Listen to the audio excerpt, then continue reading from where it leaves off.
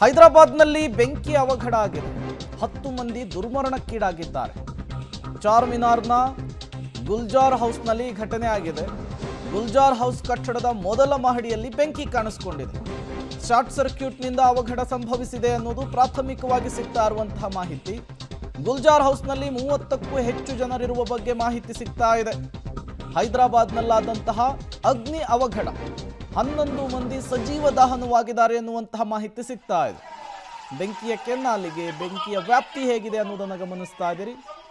ಅಗ್ನಿಶಾಮಕ ದಳದ ಸಿಬ್ಬಂದಿಗಳು ಬೆಂಕಿ ನಂದಿಸೋದಕ್ಕೆ ಹರಸಾಹಸ ಪಡಬೇಕಾದಂತಹ ಪರಿಸ್ಥಿತಿ ನಿರ್ಮಾಣವಾಗಿದೆ. ಕ್ಷಣದಿಂದ ಕ್ಷಣಕ್ಕೆ ಬೆಂಕಿಯ ವ್ಯಾಪ್ತಿ ಜೋರಾಗ್ತಾ ಇದೆ, ಧಗಧಗಿಸ್ತಾ ಇದೆ. ಬೆಂಕಿ ಕಾಣಿಸಿಕೊಂಡಿರುವಂತಹ ಕಟ್ಟಡದಲ್ಲಿ 30 ಜನರಿದ್ರು ಅನ್ನುವಂತಹ ಮಾಹಿತಿ ಸಿಗ್ತಾ ಇದೆ.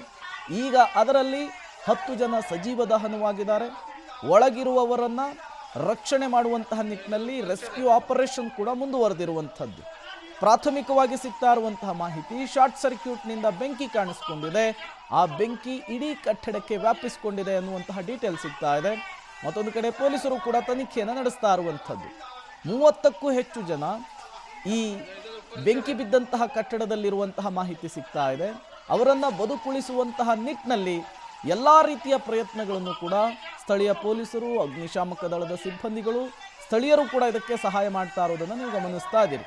ತತ್ಕ್ಷಣಕ್ಕೆ ಗಾಯಾಳುಗಳನ್ನು ಆಂಬ್ಯುಲೆನ್ಸ್ ಮೂಲಕ ಸ್ಥಳೀಯ ಆಸ್ಪತ್ರೆಗೂ ಕೂಡ ರವಾನಿಸುವಂತಹ ಕೆಲಸ ಆಗಿರುವಂಥದ್ದು.